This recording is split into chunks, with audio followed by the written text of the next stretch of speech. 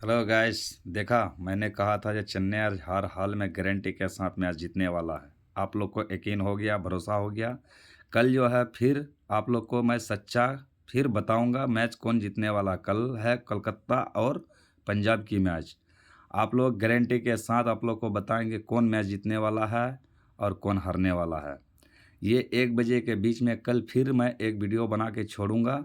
मेरा आईडी का नाम है राइडर सद्दाम पूर्णिया। यूट्यूब में भी है वही नाम, फेसबुक में भी वही नाम, इंस्टाग्राम में वही नाम, सेम नाम, तीनों चीज़ में मेरा है।